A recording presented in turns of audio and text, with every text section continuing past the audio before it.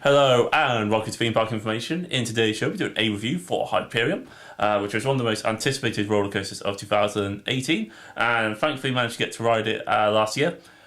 This ride is absolutely excellent. Me and my friend went on it pretty much exclusively in either the front row or back row, and they're definitely probably the two best. They're fantastic either way.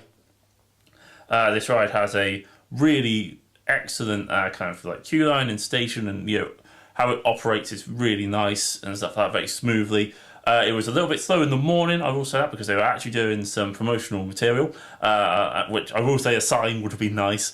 I mean, it might have been in Polish, but it would still be nice to at least have some sort of prior knowledge to the fact that it was going to take a bit of time to get on the ride. There's lots of very nice little touches. So, for example, the actual station is behind a set of doors which slide open, very much like Superman Escape from Krypton coaster at Magic Mountain, which actually adds a lot to the experience. I like the fact that it kind of divide it up beforehand, so either the front row, like kind of single riders, or like the rest of the train, which means you actually have like a kind of a bit of a confusing time first time around working out what each section is for, as it's not signposted before you get into the final area. So a couple of signposts early on would be really appreciated. It's a small adjustment they could make to the ride to make it really good. Love the fact there is like some smoke effects when you're in there. There's a countdown.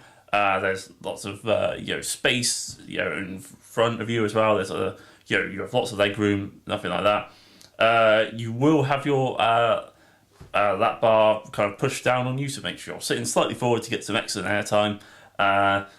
Don't want to get stapled on this ride. Anyway, you're up the first hill before you know it, and the drop is fantastic. Really, really forceful, really good. You're like literally hanging out your seat. Excellent stuff. Goes through a tunnel. That's a really cool near miss element. You're pretty much sure to put your arms down or think about it. I think the first time around I may have even ducked my head.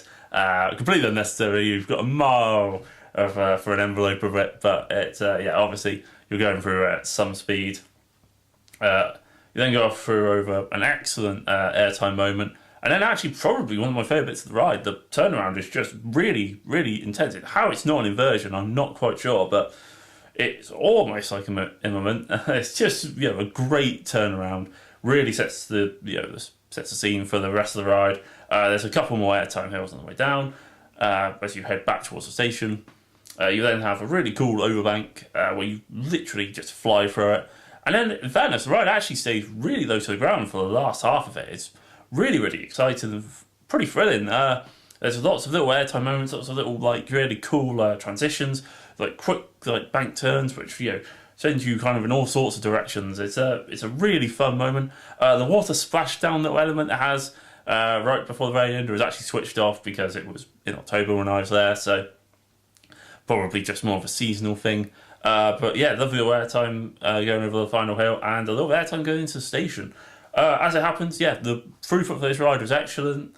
The dispatches were really good. Thought everything about it seemed to be very professionally done. It's a really solid ride. It's very smooth. It's very comfortable. It's enjoyable. It has great height, speed.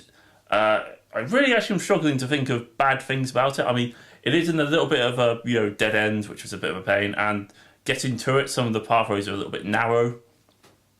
But other than that, I really don't think I have that much to really complain about. I mean, a couple of little bit more theming when you're going through the layout would be very welcome.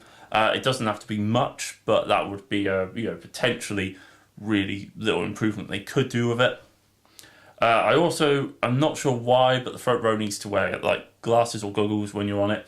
And I'm not sure whether or not that's completely necessary. They could possibly take them away. But they're the only few little things. I would also like to point out it has a really, really cool paint job as well. Love the black.